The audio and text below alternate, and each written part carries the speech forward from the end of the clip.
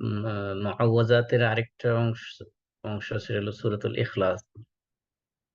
এই সূরাতুল ইখলাস নিয়ে আজকে ইনশাআল্লাহ সংক্ষিপ্ত আলোচনা করব। তার আগে একটু স্ক্রিন শেয়ার দিয়ে নিই আপনাদের সাথে।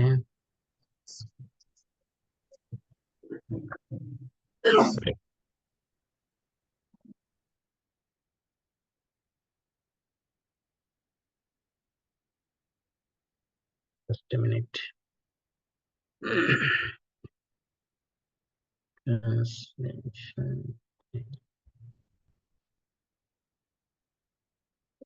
إنك لا علم لنا إلا ما علمتنا إنك أنت العليم الحكيم.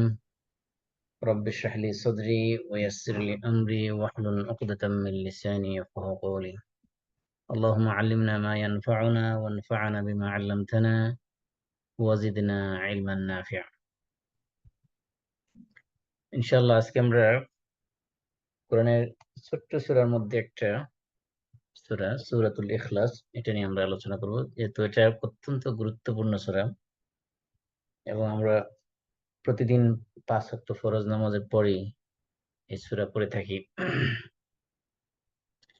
এই সূরার নামের ব্যাপারে আসছে সূরাতুল হাদিসের মধ্যে যে সকল নাম আসছে কোরআনের মধ্যে,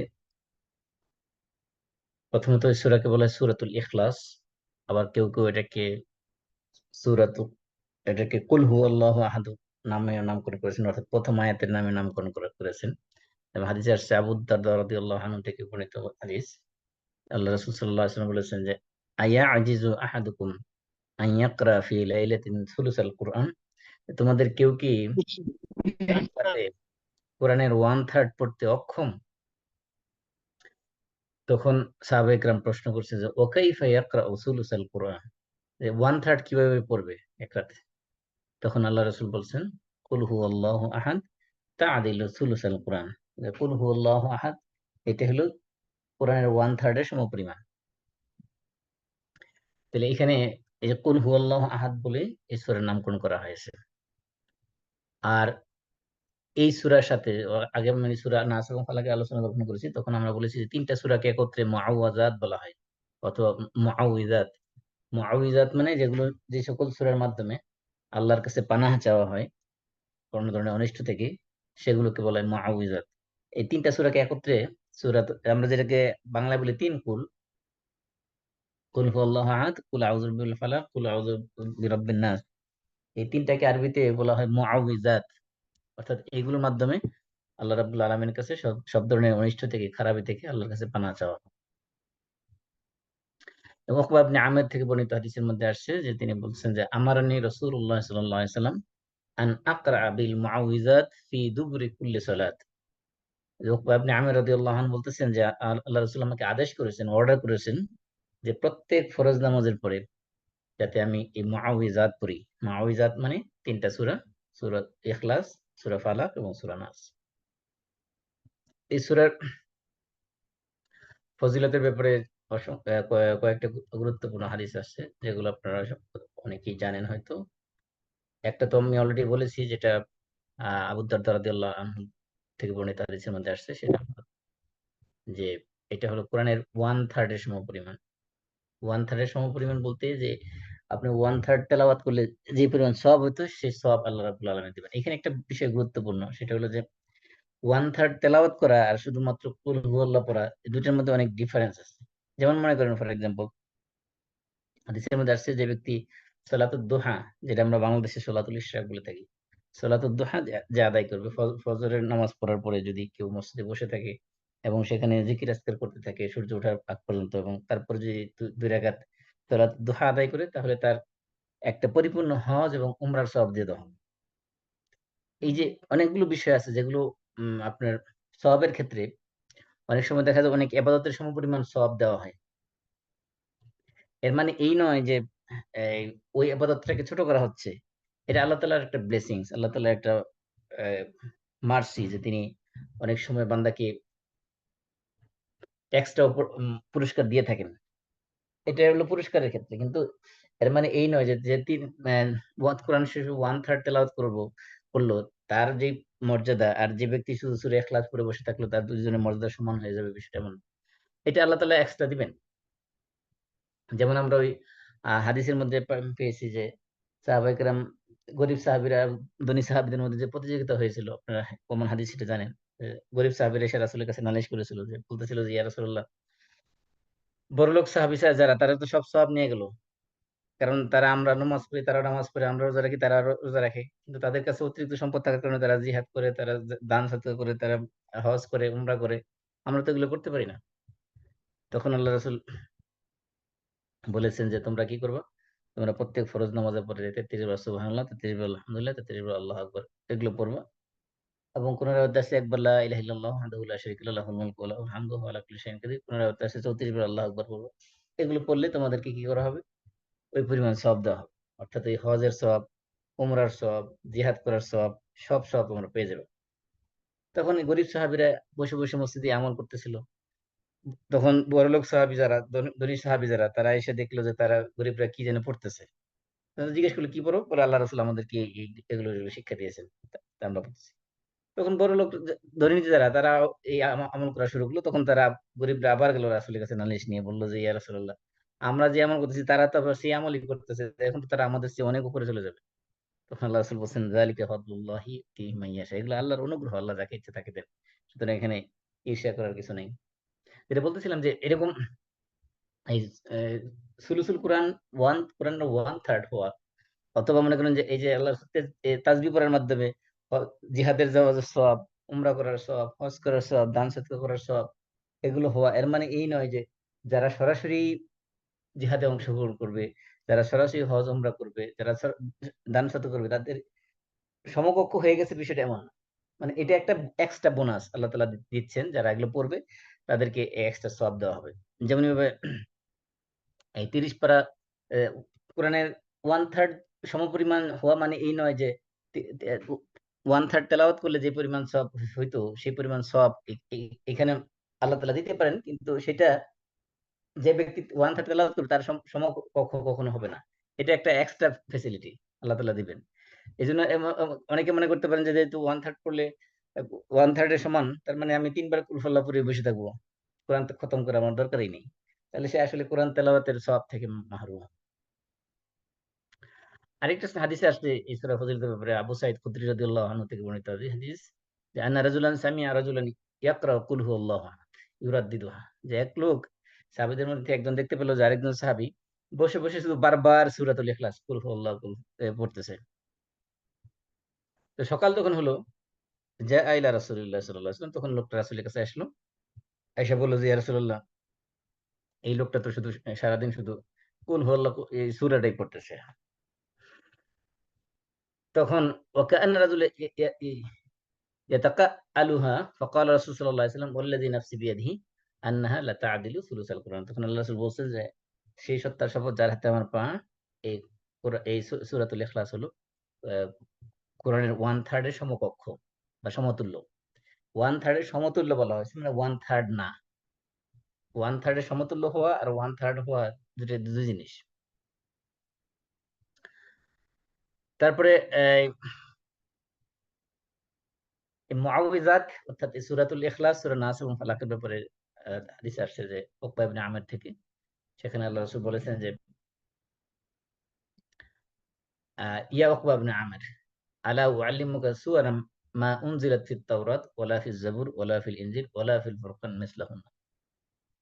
যে উকবা ইবনে আমিরকে আল্লাহ রাসূল বলছেন যে, তোমাকে কি আমি এমন কিছু সূরা শিক্ষা দেব, যেই সূরার মতো সূরা তাওরাতে নাজিল হয় নাই, জাবুরে নাজিল হয় নাই, ইনজিলেও নাজিল হয় নাই, এমনকি কোরআনের মধ্যেও নাই এই এত মর্যাদাপূর্ণ সূরা। তখন আল্লাহ রাসূল বলছেন, লা ইয়াতিয়ান্না আলাইকা লাইলাতুন ইল্লা কারাতাহুন্না ফিহা। তোমার সামনে যখনই কোনো রাত আসবে, প্রত্যেক রাতে তুমি এই সূরা ৩ টা পড়বে। সেগুলো কি? কুল হুয়াল্লাহু আহাদ, কুল আউযু বিরাব্বিল ফালাক এবং কুল আউযু বিরাব্বিন নাস। তারপরে উকবা ইবনে আমির বলতেছেন যে, তামা আতাত আলাইয়া লাইলাতুন ইল্লা কারাতুহুন্না ফিহা। যে এরপর আল্লাহ রাসূল যেদিন আমার সামনে এই হাদিস বলেছেন, এরপরে কোনদিন আমার এই সূরাতুল ইখলাস, সূরাতুল ফালাক এবং সূরা নাস পড়তে আমি কখনো ভুলে যাই নাই, কখনো এটা মিস করি নাই। তখন তিনি বলেছেন যে, কিভাবে আমি ভুলে যেতে পারি, অথচ আল্লাহ রাসূল আমাকে আদেশ করেছেন এগুলো পড়ার জন্য। এবং আরেক হাদিসে আসছে, আল্লাহ রাসূল বলেছেন যে, আব্দুল্লাহ ইবনে খুবাইব রাদিয়াল্লাহু আনহু থেকে বর্ণিত হাদিস, যে তিনি বলতেছেন যে খারাজনা ফি লাইলাতিন মাতিরাতিন ওয়া যুলমাতিন শাদীদাতিন নাতলুবু রাসূলুল্লাহ সাল্লাল্লাহু আলাইহি ওয়াসাল্লাম ইউসাল্লি বিনা ফাআদরাকতুহু ফাকালা কুল ফালাম আকুল শাইআন। আব্দুল্লাহ ইবনে খুবাইব বলতেছেন যে একদিন রাত্রে, অন্ধকার রাত্রে এবং বৃষ্টি রাত্রে, রাত্রে বৃষ্টি হচ্ছিল, প্রচন্ড বৃষ্টি এবং প্রচন্ড অন্ধকার। এর মধ্যে আল্লাহ রাসূলকে বের বের খুঁজে বের করার জন্য গেলাম আমরা, যে রাসূল যাতে আমাদের জন্য নামাজ পড়েন, নামাজ পড়ায় দেন। তো রাসূলকে পেলাম, রাসূল বললেন যে তুমি বলো। তো আমি কিছু বললাম না। আবার বললেন যে বলো। তো আমি কিছুই বললাম না। তৃতীয়বার যখন বললেন বলো, বললেন যে মা আকুল, আমি কি বলবো? তখন আল্লাহ রাসূল বলছেন বলো, কুল হুয়াল্লাহু আহাদ ওয়াল মুআওয়াযাতাইন হিনা তুমসি ওয়া হিনা তুসবিহ সালাসা মাররাত তাকফিকা মিন কুল্লি শাই। যে তুমি যখন প্রতিদিন সকালে এবং সন্ধ্যায় কুল হুয়াল্লাহু আহাদ, এবং কুল আউযু বিল ফালাক এবং কুল আউযু বিন নাস, এই তিনটা মুআওয়াযাত যদি তুমি পড়ো সকালে এবং সন্ধ্যায়, তাহলে সব ধরনের অনিষ্ট থেকে, সব ধরনের খারাপি থেকে তোমাকে মুক্তি দেওয়ার জন্য এই তিনটা সূরাই যথেষ্ট হবে। এবং আমরা জানি যে আল্লাহ রাসূল সাল্লাল্লাহু আলাইহি ওয়াসাল্লাম যখন অসুস্থ হতেন, কোনো কিছু শরীর খারাপ লাগতো, তখন তিনি এই মুআউযিজাত পড়ে তিনি নাফাজ করতেন। তিনটা সূরা ইখলাস, সূরা নাস, ফালাক এবং নাস পড়ে তিনি আহ, এগুলো পড়ে পড়ে হাতের মধ্যে নাফাজ করতেন। নাফাজ আমি বলছি যে এটা ফুও না আবার থুও না, ফু এবং থু এর মাঝামাঝি, অর্থাৎ এটা আমরা বলতে পারি যে থু থু আওয়াজ হবে কিন্তু কোনো থুতু বেরোবে না, লালা বেরোবে না, এরকম আর কি। ফু এর মতো না, থু কিন্তু লালা ছাড়া আর কি। ওটাকে ওরা নাফাস ওইরকম ভাবে হাতের মধ্যে ফুক দিয়ে তারপর আল্লাহ রসুল সাল্লাহ সাল্লাম শরীর মাসাহ করতেন। একদম শরীরের সামনে থেকে, প্রথমে মাথা থেকে শুরু করে একেবারে সব চেহারা থেকে শুরু করে শরীরের সামনের অংশ আগে, তারপরে পিছনে যতটুকু হাত দিয়ে লাগাই পাওয়া যায় ততটুকু তিনি মাসাহ করতেন ওইভাবে। তা আল্লাহ রসুলের অসুস্থতা যখন বৃদ্ধি পেল, যখন তিনি নিজে করতে পারতেছিলেন না, তখন আল্লাহ রসুল সাল্লাহ সাল্লামের জন্য আয়েশা রাদিয়াল্লাহু আনহা নিজেই এগুলো পরে তারপরে এই কি করতেন, রাসূলের নিজের হাত দিয়ে রাসূলের শরীরে মাসাজ করে দিতেন, কারণ রাসূলের হাতের বরকত যাতে পাওয়া যায় সেজন্য।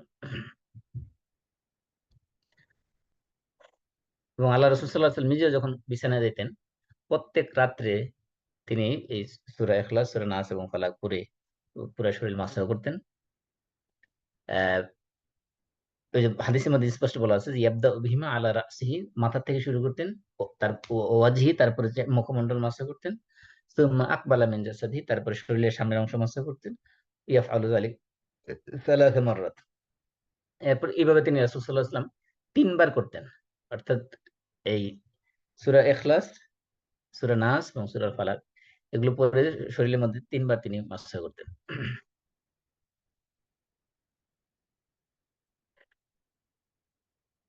তারপরে এই সূরার মধ্যে আল্লাহ যে ইসমে আজম, আমরা জানি যে আল্লাহ তাআলা ইসমে আজম নামে হাদিস আছে যে আল্লাহ তাআলা একটা নাম আছে যেটাকে আমরা বলি ইসমে আজম, মানে গ্রেট নেম বা অথবা গ্রেটেস্ট নেম। এই ইসমে আজম দিয়ে যখন আল্লাহর কাছে কখনো দোয়া করা হয়, হাদিসের মধ্যে আসছে যে আবু বুরাইদা রাদিয়াল্লাহু আনহু থেকে বর্ণিত হাদিস, যে ইসমে আজম দিয়ে যখন দোয়া করা হয়, তখন আল্লাহর কাছে যা চাওয়া হয় আল্লাহ তাই দিয়ে দেন। বলা হচ্ছে যে লাকাদ সাআলাল্লাহ বিসমিহিল আযম আল্লাযী ইযা সুইলা বিহি আতা, যখন এই নাম ইসমে আজম দিয়ে চাওয়া হয় তখন তিনি দেন। ওয়া ইযা দুইয়া বিহি আজাবা, যখন ইসমে আজম দিয়ে আল্লাহর কাছে দোয়া করা হয় তখন তিনি দোয়া কবুল করেন। বুরাইদা রাদিয়াল্লাহু আনহু বলতেছেন যে নবী সাল্লাল্লাহু আলাইহি ওয়াসাল্লাম সামিআ রাজুলান ইয়াকুল, আল্লাহ রাসূল সাল্লাল্লাহু আলাইহি ওয়াসাল্লাম এক লোককে বলতে শুনেছেন। এই লোক বলতেছিল দোয়ার মধ্যে, আল্লাহুম্মা ইন্নী আসআলুকা বিআন্নাকা আনতাল্লাহুল আহাদুস সামাদ আল্লাযী লাম ইয়ালিদ ওয়া লাম ইউলাদ ওয়া লাম ইয়াকুন লাহু কুফুয়ান আহাদ। এই বলে তিনি দোয়া করতেছিলেন।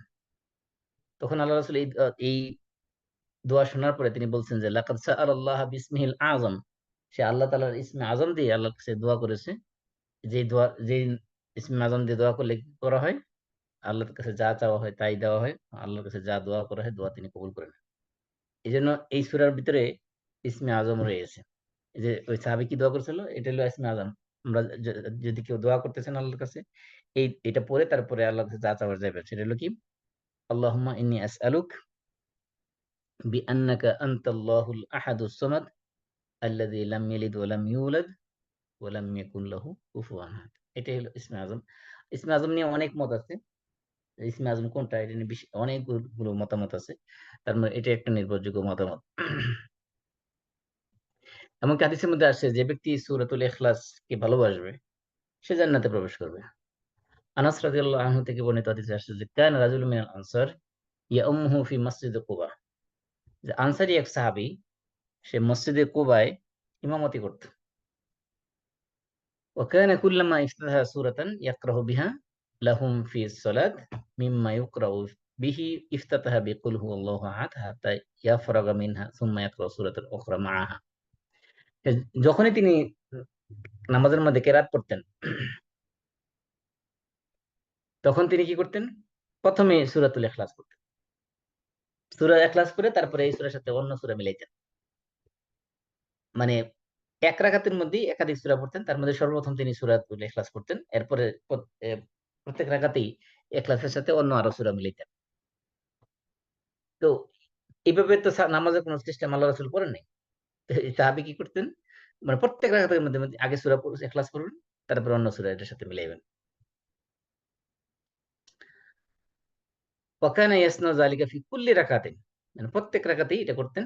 ওয়া কাল্লামাহু আসহাবুহু ফাকালু ইন্নাকা তাফতাতিহু বিহাযিহি সূরা সুম্মা লা তাদরি আন্নাহা তুজজিউকা হাত্তা তাকরা বিউখরা। তো সাহাবায়ে কেরাম ওনাকে বলল যে, আপনি কি মনে করেন যে একটা সূরা আপনার জন্য যথেষ্ট না? এজন্য আপনি এক এক এই একাধিক সূরা পড়েন প্রত্যেক রাকাতের মধ্যেই। এটা কেমন? কেন করেন? তখন এক বলল যে, ফা ইম্মা আন তাকরা বিহা ওয়া ইম্মা আন তাদআহা ওয়া তাকরা বিউখরা।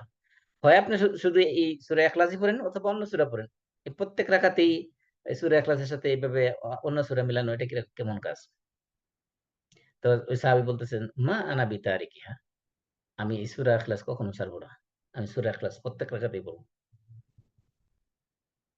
বলতেছেন আমরা আমাদের সমাজে আছে না কিছু গাত্তারা, যে আমি এটা করবই। ওইরকম আরকি। ইন আহবাবতুম আন আউম্মাকুম বিযালিক ফাআলতু ওয়া ইন কারিহতুম তারাকতুকুম। বলতেছে তোমরা যদি আমার এইভাবে আমি নামাজ পড়াই, প্রতি রাকাতে সূরা ইখলাস পড়ি এবং সাথে অন্য সূরা পড়ি, এটা যদি তোমাদের ভালো লাগে তাহলে তোমাদের ইমামতি করব।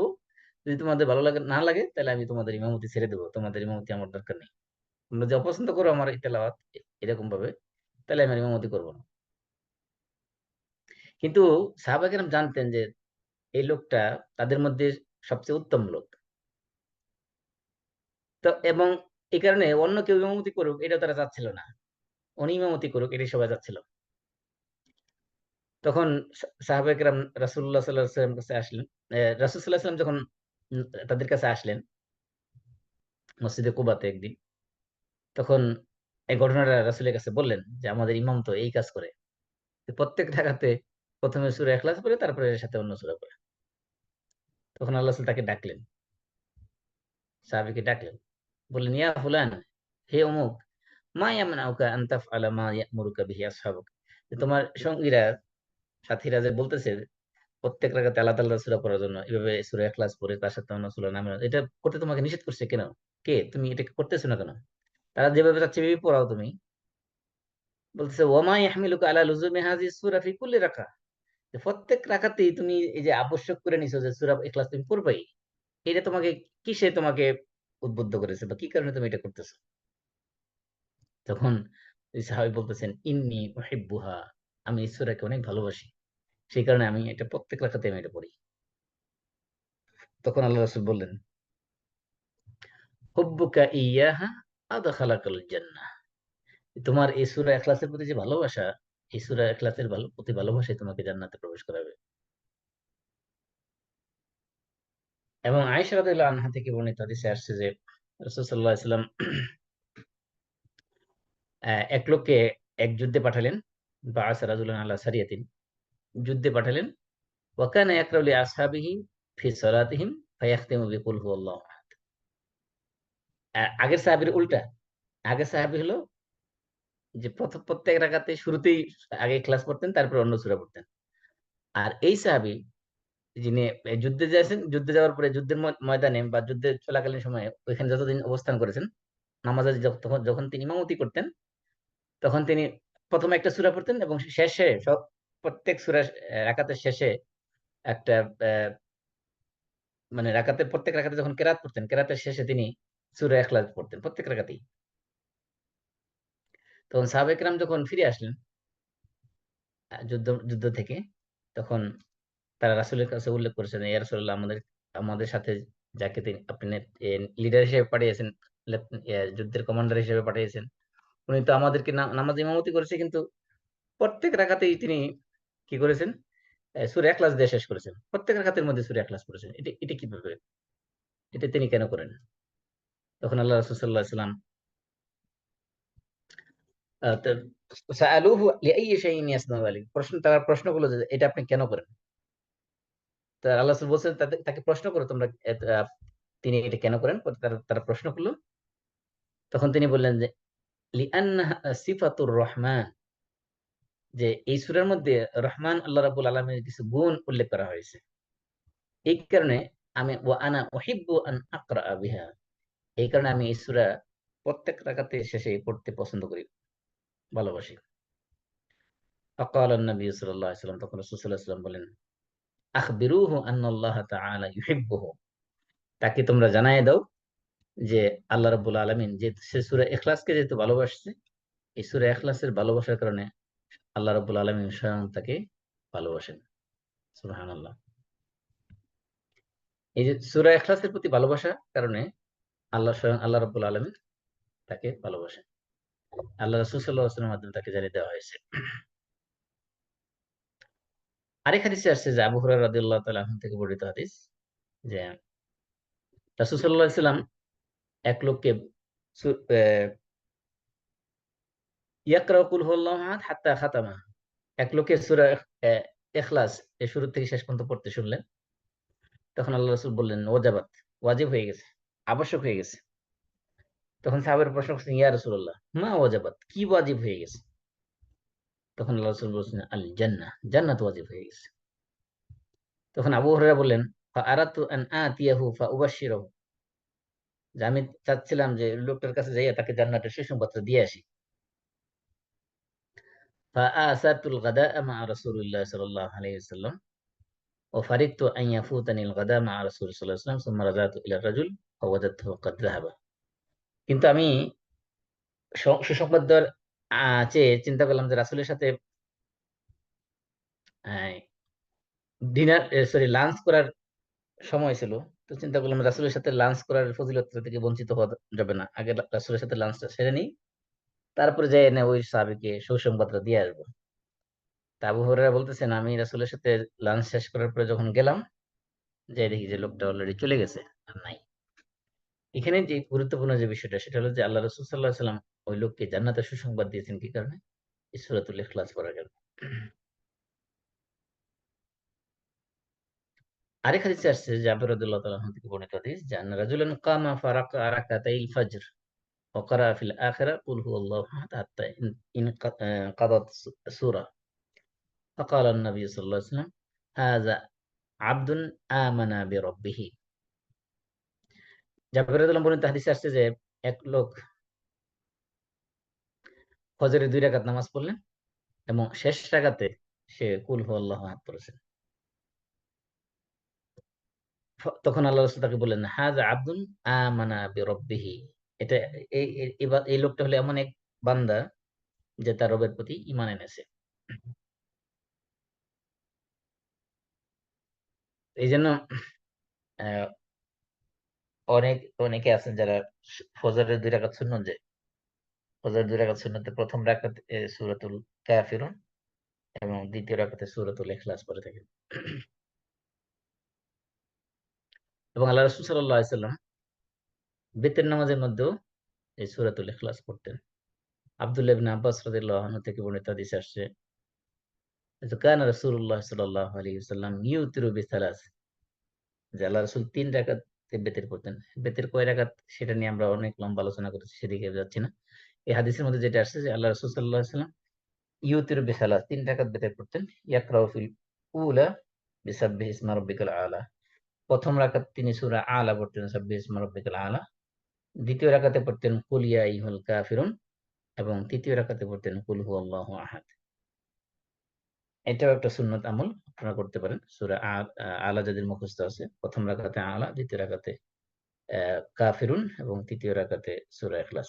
এটা একটা সুন্নত আমল। এবং একটু আগে আমি বলেছি যে আয়েশা রাদিয়াল্লাহু আনহা থেকে বর্ণিত হাদিসে আসছে যে কারণ রাসূলুল্লাহ সাল্লাল্লাহু আলাইহি ওয়াসাল্লাম ইউসাল্লি রাকাতাইনি ক্বাবলাল ফজর, ফজরের 2 রাকাত সুন্নত, এই সুন্নাত 2 রাকাতের মধ্যে আল্লাহ রাসূল কি পড়তেন? কানা ইয়াকুল নি'মার সূরাতানি হুমা, যে কতই না উত্তম এই সূরা দুটো। তাকরাউনাহুমা ফির রাকাতাইনি ক্বাবলাল ফজর, ফজরের আগে, অর্থাৎ ফরজের আগে আর কি, 2 রাকাত সুন্নতের মধ্যে তোমরা এই 2টা সূরা যদি পড়ো, সেই 2টা সূরা কতই না উত্তম। একটা হলো কুল ইয়া আইয়ুহাল কাফিরুন, আর একটা কুল হুয়াল্লাহু আহাদ। তাহলে আমরা ফজরের 2 রাকাত যে সুন্নত, এই সুন্নতের মধ্যে এই 2টা সূরা পড়াও সুন্নত। প্রথম রাকাতে সূরাতুল কাফিরুন, কুল ইয়া আইয়ুহাল কাফিরুন, কাফিরুন, এবং দ্বিতীয় রাকাতে কুল হুয়াল্লাহু আহাদ। এই 2টা সূরা পড়া ফজরের সুন্নতে, এটা হলো একটা সুন্নতের আমল। এই সূরাতুল ইখলাস, এটা কি মাক্কি সূরা নাকি মাদানী সূরা? এবং আমরা মাক্কি মাদানী আলোচনা করেছি। মাক্কি সূরা হলো যেগুলো রাসূল সাল্লাল্লাহু আলাইহি ওয়াসাল্লাম হিজরত করার আগে নাজিল হয়েছে, সেটা মক্কায় হোক বা মদিনায় হোক, it doesn't matter। আর মাদানী সূরা হলো হিজরত করার পরে, মদিনায় চলে যাওয়ার পরে যে সূরাগুলো নাজিল হয় সেগুলো মাদানী সূরা। তাহলে এই সূরাতুল ইখলাস মাক্কি সূরা নাকি মাদানী সূরা? অধিকাংশ মুফাসসির কিরামের মতে এই সূরাতুল ইখলাস হলো মাক্কি সূরা। আবার কেউ কেউ বলেছেন এটা মাদানী সূরা, কিন্তু মেজরিটি স্কলারদের বক্তব্য হলো এটা হলো মাক্কি সূরা। এই সূরার মূল আলোচ্য বিষয় কি? এই সূরার মূল আলোচ্য বিষয় হলো যে আল্লাহ রাব্বুল আলামিনের তাওহীদ বা একত্ববাদ, এবং আল্লাহ রাব্বুল আলামিনের সিফাতুল কামাল, যে পারফেকশন, যে আল্লাহ রাব্বুল আলামিনের সমস্ত গুণগুলো পারফেক্ট গুণ হিসেবে আল্লাহ রাব্বুল আলামিনের মধ্যে আছে। এবং কোন ধরনের গুণের ক্ষেত্রে যে আল্লাহ রাব্বুল আলামিনের যে সকল সিফাত আছে, অ্যাট্রিবিউটস আছে, সেগুলোর মধ্যে কোনো ধরনের বিন্দু পরিমাণ কোনো ইমপারফেকশন নাই। এবং আল্লাহ রাব্বুল আলামিনের কোনো সাদৃশ্য, সমকক্ষ কেউ নাই।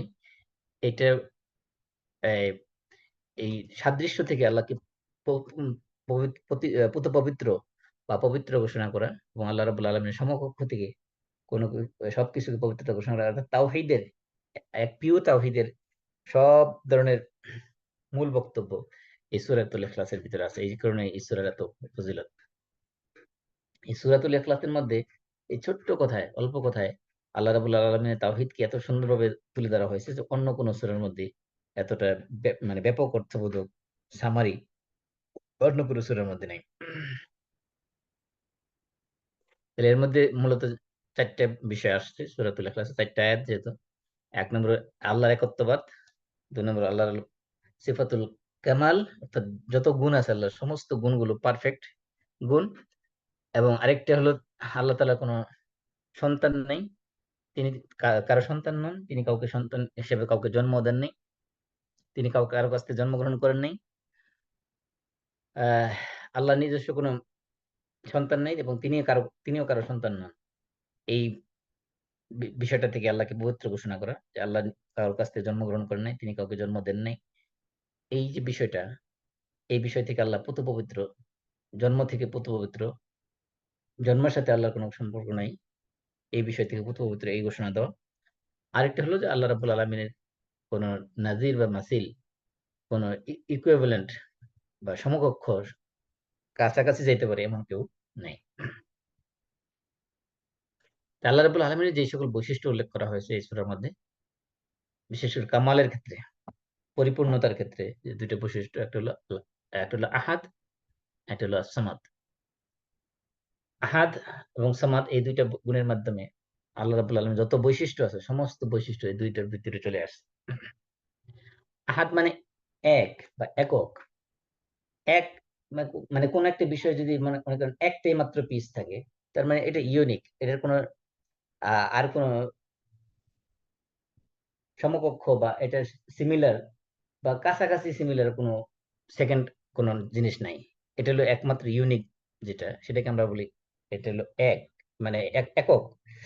যে আহাদ শব্দটা হলো এমন একটা শব্দ যার ভিতরে এটা এই আহাদের ভিতরে বোঝা গেছে যে তার সমকক্ষ আর কেউ নেই।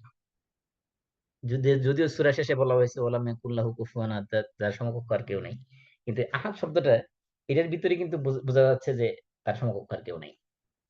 আর সমাদ হলো যে আল্লাহ সমাদ। সমাদ মানে কি? সমাদ মানে যার কোনো কিছুর প্রয়োজন হয় না, সমস্ত সৃষ্টি তার দিকে মুহতাজ, তার কাছে প্রয়োজন আছে, তিনি কারো কারো কাছে কারো কাছে কোনো কিছুর মুহতাজ নেই নন, কারো কাছে কোনো কিছুর জন্য তাকে যাইতে হয় না। এই যে সামাদ শব্দটা, এর ভিতরে মানে সমস্ত পরিপূর্ণতার গুণ। অর্থাৎ মানুষ আল্লাহর কাছে কেন দোয়া করে, আল্লাহর কাছে কেন দোয়া দেয়, আল্লাহর কাছে কেন কান্নাকাটি করে? তা মানুষের বিপদে আপদে অনেক কিছু চাওয়ার আছে, পাওয়ার আছে। যা কিছু চাওয়ার পাওয়ার সবকিছু আল্লাহ রাব্বুল আলামিনের কাছে আছে।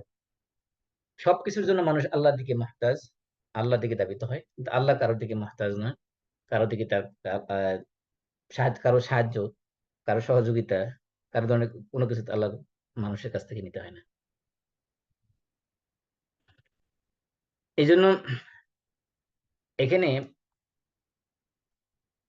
দুই ধরনের, আল্লাহ তাআলার তাওহীদ প্রতিষ্ঠা করার জন্য দুই ধরনের সিস্টেম ফলো করা হয়েছে। একটা হলো নফি করা। নফি করা মানে খারাপ যত দিক আছে সবগুলোকে আল্লাহর দিক থেকে ডিলিট করে দেওয়া, এগুলো নাই আল্লাহর।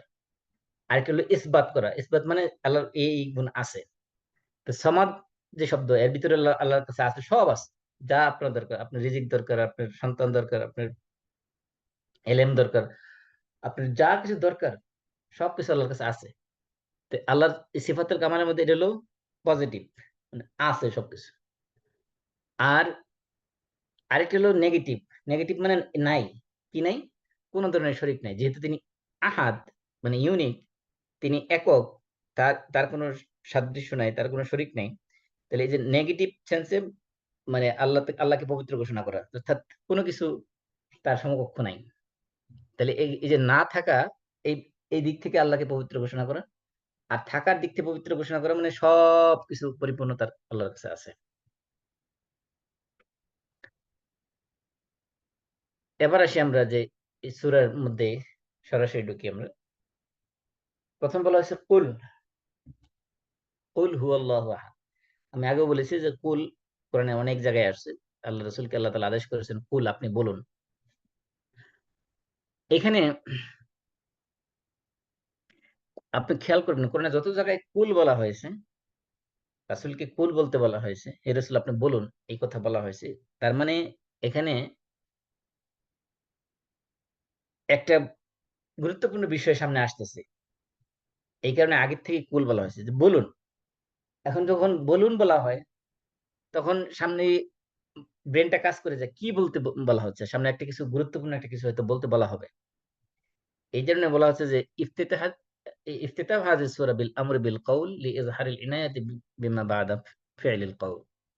যে এখানে যে পরবর্তীতে এই কুলের পরে কি আসতেছে, এটার গুরুত্ব বোঝানোর জন্যই শুরু থেকে একটা ভূমিকা স্বরূপ কুল বলে দেওয়া হয়েছে। এবং যত জায়গায় কুল, যত সূরার মধ্যে কুল আছে বা যত আয়াতের মধ্যে কুল আছে, দেখবেন তারপরে সেখানে গুরুত্বপূর্ণ কিছু ইনস্ট্রাকশন দেওয়া হয়েছে। তারপরে হুয়াল্লাহু আহাদ। হুয়া আমরা জানি সে বা তিনি, এটা হলো একটা প্রোনাউন। আমরা জানি যে সাধারণত প্রোনাউন কি করা হয়, নাউনের পরে ব্যবহার করা হয়। যেমন মনে মনে করেন যদি বলি যে ah, Abdullah is my son, he is a student. তাহলে আমি আব্দুল্লাহ নামটা আগে উল্লেখ করলাম, তার পরবর্তী সেন্টেন্সে হি উল্লেখ করলাম। তার মানে সাধারণত ইংলিশ হোক বা আরবিতে হোক, সব সব সব, ভাষাতেই প্রথমে নাম আসে, তারপরে প্রোনাউন আসে। কিন্তু এখানে দেখেন আগেই বলতেছে হুয়া, তারপরে বলতেছে আল্লাহ। এখানে এই যে গ্রামারের সিস্টেম ব্যতিক্রম, যে প্রথমে আগে হুয়া বলে তারপরে কি করা হচ্ছে, তারপরে আল্লাহ আল্লাহ বলা হচ্ছে। মূলত আল্লাহ, আল্লাহর প্রণাম এটা, তাই না? তো এখানে বলা হচ্ছে যে এটাকে আরবিতে বলা হয়, এই যে হুয়া যে দমিরটা, এই দমিরটাকে বলে দমিরুশ শান। দমিরুশ শান মানে এটা মর্যাদার, মর্যাদার জন্য ব্যবহার করা। এই মর্যাদার জন্য কখন আসে, যে কারো সব সব ব্যাপারে আলোচনা করার সময় যখন এমন একটা সত্তা সম্পর্কে আলোচনা করা হয় যে সে খুবই প্রসিদ্ধ এবং খুবই সম্মানিত, খুবই মর্যাদাপূর্ণ, যে প্রত্যেকে তিনি বললেই বোঝা যায় যে আসলে তিনি কে। এই জন্য এখানে এই যে দমিরুশ শান দিয়ে সেন্টেন্স শুরু করা হয়েছে, এর মাধ্যমে বোঝানো হচ্ছে যে সামনে যে আলোচনা আসতেছে এটা অনেক গুরুত্বপূর্ণ, অনেক মর্যাদাপূর্ণ, অনেক উচ্চাঙ্গের, এবং যে যার সম্পর্কে সামনে আলোচনা আসতেছে ইনি অনেক জালালত পূর্ণ, অনেক মর্যাদার অধিকারী এক সত্তার সম্পর্কে সামনে আলোচনা আসবে, যার যার সম্মান এবং মর্যাদা রক্ষা দেখানো প্রত্যেকটা মানুষের উচিত। সেজন্য প্রথমে তো কুল, যেটা আমি বলেছিলাম যে কুল বলার মাধ্যমে এখানে বোঝানো হয়েছে যে সামনে গুরুত্বপূর্ণ আলোচনা আসতেছে। তারপরে কার আলোচনা আসতেছে সেটা বলার আগে আগে হুয়া দিয়ে, প্রণাম দিয়ে শুরু করা হয়েছে, আল্লাহর নাম দিয়ে শুরু করা নাই। তার মানে হুয়া এটা দমিরুল শান, মানে হলো মর্যাদার দমির। এটা দ্বারা বোঝানো হচ্ছে যে সামনে যার আলোচনা আসতেছে তিনি এক মর্যাদাপূর্ণ সত্তার আলোচনা সামনে আসতেছে। কারণ তিনি যদি বলি আমরা, আমি ফর এক্সাম্পল আমি যদি বলি যে তিনি আসছেন বা তিনি আসবেন, এই মুহূর্তে তিনি আমাদের সামনে উপস্থিত হবেন, তাহলে তিনি কে? তিনি বা সে যদি আমরা বলি বা তিনি যদি বলি, স্বাভাবিকভাবে প্রশ্ন জাগে যে তিনিটা কে। এভাবে মানুষের বিবেকের মধ্যে, জেহানের মধ্যে মানুষ খুঁজতে থাকে যে সামনে কে, আসলে কার সম্পর্কে আলোচনা করা হচ্ছে। এই জন্য আল্লাহ রাব্বুল আলামিন এখানে আল্লাহ তাআলার মর্যাদার যে সম্মান এবং মর্যাদা, এটাকে ফুটিয়ে তোলার জন্য প্রথমেই হুয়া দিয়ে শুরু করেছেন। তারপরে বলা হচ্ছে হুয়াল্লাহু আহাদ, আল্লাহ তিনি হলেন এক এবং একক। এখানে আল্লাহ সম্পর্কে কোনো কিছু বলার আগে আল্লাহর নাম দিয়ে শুরু করা হয়েছে। আল্লাহর যত বৈশিষ্ট্য আছে সেই বৈশিষ্ট্যগুলো বলার আগে প্রথমেই আল্লাহর নাম দিয়ে শুরু করা হয়েছে। কারণ এই আল্লাহর নামটা হলো এমন একটা নাম যেটা আর সমস্ত মানুষের কাছে এটা পরিচিত। এমনকি আরবের মুশরিক যারা, যারা আল্লাহর সাথে শিরক করে, তারাও আল্লাহর নামটা জানে।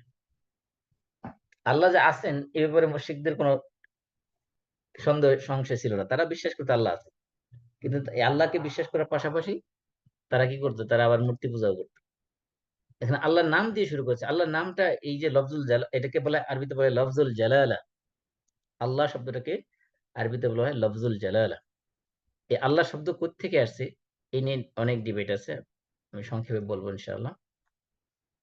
তার আগে বলে নেই যে আল্লাহ শব্দের ভিতরে এটা এমন একটা মর্যাদাপূর্ণ শব্দ যে এই শব্দটা আল্লাহ, আপনি একটু মুখ দিয়ে উচ্চারণ করেন তো, আল্লাহ। আল্লাহ দেখেন তো, মুখের ঠোঁটের কোনো কাজ এখানে নেই। আল্লাহ, আপনি মুখ বন্ধ করে ইচ্ছা করলে আল্লাহ আল্লাহ শব্দটা উচ্চারণ করতে পারবেন। খালি জাস্ট জিব্বাটা লড়াবেন, ঠোঁটের কোনো ফাংশন এখানে নাই। একটা জিনিস। আরেকটা জিনিস হলো যে এই আল্লাহ শব্দের ভিতরে কোনো নোক্তাওয়ালা অক্ষর নেই। এমনকি আমরা যে কালিমা পড়ি, কালিমা তাওহীদ, লা ইলাহা ইল্লাল্লাহ, দেখেন পুরা সেন্টেন্সের মধ্যে লা ইলাহা ইল্লাল্লাহ, পুরা সেন্টেন্সের কোথাও কিন্তু কি নেই, একটা অক্ষরের মধ্যে কোনো নোক্তা নেই। এটাকে বলা হয়েছে যে এই যে আল্লাহ শব্দটা, এবং যখন আপনি উচ্চারণ করেন আল্লাহ, আল্লাহ, দেখবেন এটা মুখের ভিতর থেকে একবারে, মুখের মাঝখান থেকে, জিহ্বাটা যে তালুর মধ্যে লাগবে পুরা মুখের মাঝখান থেকে আসবে শব্দ। আমরা যখন উচ্চারণ করি সাধারণত ঠোঁট ইউজ করি অধিকাংশ শব্দের ক্ষেত্রে, কিন্তু আল্লাহ শব্দটা ইউজ করতে, উচ্চারণ করতে ঠোঁটের কোনো কাজ নাই। অর্থাৎ আপনি যদি এটা উচ্চারণ করেন বাইরে থেকে আপনি যদি ইচ্ছা করেন যে আমি নিজে নিজে মুখ এটা জপবো, আমার পৃথিবীর কোনো মানুষ যাতে না দেখতে পারে এভাবে আমি এই শব্দটা উচ্চারণ করবো, সেভাবে আপনি করতে পারবেন, মুখ বন্ধ করে করতে পারবেন। সারাদিন আপনি আল্লাহ আল্লাহ জপবেন, কেউ আপনার মুখ চেহারা দেখলে বুঝবে না ভিতরে আল্লাহ আল্লাহ আছে। আপনি এটা অন্তরের মধ্যে মুখের ভিতরে জারি রাখতে পারবেন কন্টিনিউয়াস, মানুষ আপনাকে দেখে বুঝবে না যে আপনি আল্লাহ আল্লাহ জিকির করতেছেন। এটা হলো একটা। আরেকটা বিষয় হলো যে এই যে লা ইলাহা ইল্লাল্লাহর মধ্যে বা আল্লাহর মধ্যে এই যে কোনো ধরনের মানে কঠিন অক্ষর নাই, কোনো ধরনের নোক্তাওয়ালা অক্ষর নাই। এটা আরেকটা রহস্য হলো যে মানুষ যখন মৃত্যু মুখে, মৃত্যু শয্যায় শায়িত থাকে বা মুমূর্ষু অবস্থায় থাকে, তখন মৃত্যুর পূর্বে তার কালিমা পড়তে হবে। সর্বশেষ রাসূল বলছে যে যে ব্যক্তি জীবনের শেষ কালেমা হবে লা ইলাহা ইল্লাল্লাহ, সে জান্নাতে প্রবেশ করবে। জীবনের শেষ কথা যদি যার হবে লা ইলাহা ইল্লাল্লাহ, সে জান্নাতে প্রবেশ করবে। এখন এই মুমূর্ষু ব্যক্তি, মৃত্যু শয্যাশায়িত ব্যক্তি, তার তো ওই সময় শক্তি থাকে না, এনার্জি থাকে না, সেন্স থাকে না। তার কঠিন উচ্চারণ করা তার জন্য ওই সময় কষ্টকর। এই জন্য আল্লাহ তাআলা শব্দটাকে, সেন্টেন্সটাকে এত সহজ করে দিয়েছেন যে সে এটা উচ্চারণ করে তার জন্য কোনো কষ্টই হবে না। ১ নম্বর। ২ নম্বর হলো যে তার যে মুখের জবান বন্ধ হয়ে, মানে জিহ্বা নড়াচড়া বন্ধ হয়ে যায়, শুধু ভিতরে জিহ্বাটা লড়তে থাকে, তাহলে সে আপনি টেরও পাবেন না সে ভিতরে যে লা ইলাহা ইল্লাল্লাহ, লা ইলাহা ইল্লাল্লাহ সে বলেছে। এমনও হতে পারে যে আপনি বাইরে থেকে শুনতেছেন না কোনো কিছু, কিন্তু ভিতরে তার জিহ্বা দ্বারা সে লা ইলাহা ইল্লাল্লাহ অলরেডি বলে ফেলেছে, অথবা সে বলতেছে কন্টিনিউয়াস। এরকম আওয়াজ না দিয়ে শুধুমাত্র জিহ্বাটা নাড়াইতে পারলেই সে লা ইলাহা ইল্লাল্লাহ বলতে পারবে। এটা আল্লাহ তাআলা সহজ করে দিয়েছে। ৩ নম্বর যে এই শব্দের, এই আল্লাহ শব্দের মধ্যে আরেকটা গুরুত্বপূর্ণ বিষয়, সেটা হলো যে এই শব্দটা আল্লাহ তাআলা এমনভাবে তৈরি করেছেন। আল্লাহ নিজের নামটাকে এমনভাবে বাছাই করেছেন। এই শব্দের ভিতরে যতগুলো অক্ষর আছে, একেকটা অক্ষর বাদ দিলেও, প্রত্যেকটা অক্ষর বাদ দিলেও আল্লাহর নামই থেকে যাবে। আল্লাহর পরিচয় থেকে যাবে সেখানে। যেমন মনে করেন আল্লাহ শব্দ থেকে প্রথমে যে আলিফটা আছে, এটা দিয়ে আমরা বাদ দিয়ে দিই, তাহলে কি হয়ে যাবে? লিল্লাহ হয়ে যাবে। লিল্লাহ দিয়ে আল্লাহর পরিচয় আল্লাহ তাআলা কোরআনের মধ্যে দিয়েছেন। আল্লাহ বলছেন, ওয়ালিল্লাহিল আসমাউল হুসনা ফাদউহু বিহা। লিল্লাহি মা ফিস সামাওয়াতি ওয়া ফিল আরদ। লিল্লাহ দিয়ে অনেক আয়াত কোরআনের মধ্যে আছে। তারপরে যখন আমরা শুরুর যে আলিফ এবং লাম, এই দুইটাও যদি আমরা ডিলিট করে দেই, তাহলে কি দেখতেছে? লাহু। লাহু দিয়ে কোরআনে বহু আয়াত আছে, মানে লাহু মানে তার জন্য, আর লিল্লাহ মানে আল্লাহর জন্য। তাহলে লাহু মা ফিস সামাওয়াতি ওয়াল আরদ, লাহু মা ফিস সামাওয়াতি ওয়া মা ফিল আরদ, এরকম বহু আয়াত আছে।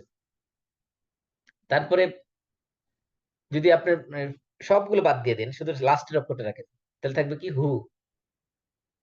এই হু দিয়েও আল্লাহর পরিচয় আছে। আর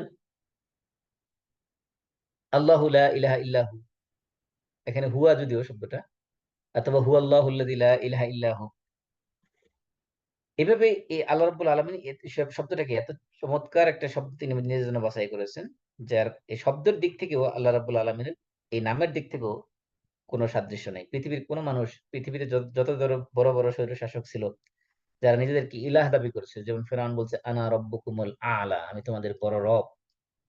নমরুদ, ফেরাউন, নিজেরা কেউ কখনো দাবি করে না যে আমি আল্লাহ। তারা নিজেদেরকে রব দাবি করেছে, ইলাহ দাবি করেছে, কিন্তু আল্লাহ দাবি করে না কেউ। কেউ বলে না যে আমি আল্লাহ। এই আল্লাহ শব্দটা, এটা রুট থেকে, কে বলছে আল্লাহ শব্দটা হলো ইলাহ থেকে আসছে। এটা মূলত ছিল ইলাহ। এর এর এর মধ্যে এই ইলার শুরু হামজাটাকে হযফ করে দিয়ে তার শুরুতে আলিফ লাম যুক্ত করা হয়েছে, তারপরে ইলাহ হয়েছে।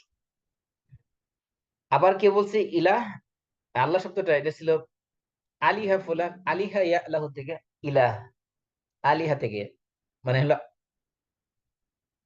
এই শব্দ থেকে আসছে। তাহলে ইলাহ মানে হলো আলিহা ইয়া আল্লাহ, বা তা আল্লাহ মানে হলো যে ইবাদত করা। তাহলে সেখান থেকে যদি আল্লাহ শব্দ নেওয়া হয়েছে, মানে ইলাহ থেকে যদি নেওয়া হয়, তাহলে সেক্ষেত্রে অর্থ হলো তিনি হলেন ইলাহ। আল্লাহ মানে হলো তিনি হলেন ইবাদত পর মাবুদ, তিনি হলেন ইবাদত পর একমাত্র উপযুক্ত সত্তা। আমরা যত ধরনের ইবাদত করি, সমস্ত ইবাদত পাওয়ার একমাত্র সত্তা হলেন তিনি। আবার কেউ বলছেন না, আল্লাহ শব্দটা আসছে আলিহা অর্থ তাহাইয়ারা, মানে তাহাইয়ারা মানে হলো কি হওয়া, মানে এটা কি কি বলে, বিস্ময় অভিভূত হওয়া, বা উম এটাকে ইলাহকে ইলাহ কেন বলা হয়েছে, এই অর্থ যদি আমরা তাহাইয়ুর অর্থে নেওয়া হয়, অর্থাৎ বিশ্ব অভিভূত হওয়া, বা এটাকে আমরা কি বলি, তাহাইয়ার মানে হলো আহ কোনো কিছু চিন্তা করতে করতে কোনো হদিস খুঁজে না পাওয়া। এটা বাংলায় শুদ্ধ বাংলা, সুন্দর বাংলার কি আছে? যাই হোক, এই তাহাইয়ুর মানে হলো এই ইলাহ শব্দ যদি আমরা তাহাইয়ুর অর্থ নেই, তাহলে এটার একটা মিনিং হলো এরকম যে আল্লাহ রাব্বুল আলামিনের সৃষ্টি জগৎ নিয়ে যদি কেউ চিন্তা করে, আল্লাহর এই সৃষ্টির বিশালত্ব নিয়ে, এই ব্যাপক সৃষ্টি নিয়ে, প্রত্যেকটা সৃষ্টির ডিটেলস নিয়ে যদি কেউ চিন্তা করে, তখন সে তাহাইয়ুর হয়ে যাবে। সে কোনো কুল কিনারা খুঁজে পাবে না এগুলোর। এই জন্য আল্লাহ হাদিসের মধ্যে আসছে, ইবনে আব্বাস থেকে বর্ণিত, তিনি বলছেন যে তাফাক্কারু ফি খালকিল্লাহ ওয়ালা তাফাক্কারু ফিল্লাহ, যে আল্লাহ রাব্বুল আলামিনের সৃষ্টি নিয়ে তোমরা চিন্তা ফিকির করো, গবেষণা করো, কিন্তু আল্লাহকে নিয়ে গবেষণা করো না। এটা হলো আরেকটা অর্থ। তাহলে কেউ বলছে আল্লাহ শব্দটা আসছে ইলাহ থেকে, মানে আলী হাইয়া আল্লাহ থেকে যদি আসে তাহলে অর্থ হলো মাবুদ। আবার কেউ বলছে আলিহা মানে হলো তাহাইয়ারা, মানে দিক বিদিক খুঁজে না পাওয়া। তার মানে আল্লাহর সৃষ্টি নিয়ে মানুষ যখন চিন্তা করবে তখন সে এরকম তাহাইয়ুর অবস্থায় পড়ে যাবে। আরেকটা অর্থ কেউ বলছে যে ওয়ালাহ থেকে আসছে আল্লাহ শব্দটা, তার মানে হলো খুব, মানে সিদ্দাতুল হব, প্রচন্ড রকম ভালোবাসা। এই জন্য এটাকে বলা হয়েছে যে এটা ওয়ালাহ ছিল, তারপরে শুরুতে ওয়াওটাকে হামজা দ্বারা পরিবর্তন করে আল্লাহ বানানো হয়েছে। তো যাই হোক, এখানে যে এই যে প্রচন্ড রকমের ভালোবাসা, এটা বলা হচ্ছে যে আল্লাহ রাব্বুল আলামিন যে তিনি হলেন মাহবুবুল আশিয়া কুল্লাহা, যে পৃথিবী যত বস্তু আছে, এটা এমনকি জড় বস্তু হোক বা প্রাণী জগৎ হোক, সমস্ত প্রাণী জগৎ আল্লাহ রাব্বুল আলামিনের দিকে, এটা স্বেচ্ছায় হোক বা ইচ্ছাকৃত ভাবে হোক, আকৃষ্ট করে দেওয়া হয়েছে সবাইকে, সমস্ত সৃষ্টিকে আল্লাহ রাব্বুল আলামিনের দিকে। আল্লাহ বলছেন ওয়া ইম মিন শাইইন ইল্লা ইউসাব্বিহু বিহামদিহি, যে পৃথিবীতে এমন কোনো বস্তু নাই যে বস্তু আল্লাহ রাব্বুল আলামিন তাসবিহ করে না, অর্থাৎ সমস্ত সৃষ্টি আল্লাহ রাব্বুল আলামিন তাসবিহ করতেছে। ওয়ালাকিন লা তাফকাহুনা তাসবিহাহুম, তোমরা তাদের তাসবিহ পড়া তোমরা বুঝো না, তোমরা উপলব্ধি করতে পারো না।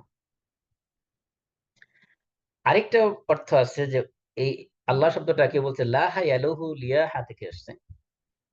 এই লা হায়ালুহু লিয়াহা মানে হলো ইহতাজাবা, ঢেকে যাওয়া, মানে কোনো কিছু অদৃশ্য থাকা বা ঢেকে রাখা, এই অর্থে আসে।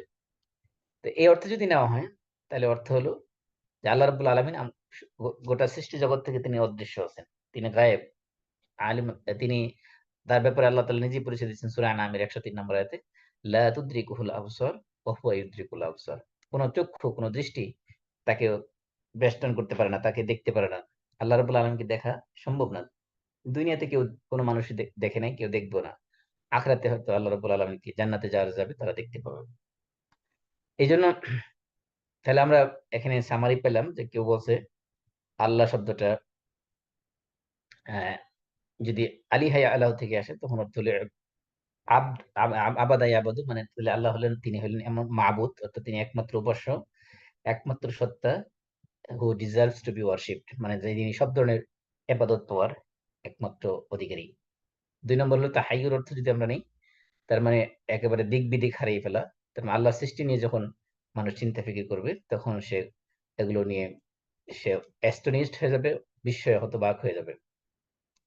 আরেকটা হলো যে প্রচন্ড ভালোবাসা যদি অর্থ নেই, তাহলে মানে হলো প্রত্যেক সৃষ্টিকে ন্যাচারালি অথবা ইন চয়েস হোক, প্রত্যেক সৃষ্টি আল্লাহ রাব্বুল আলামিনের দিকে আহ আকৃষ্ট করে দেওয়া হয়েছে।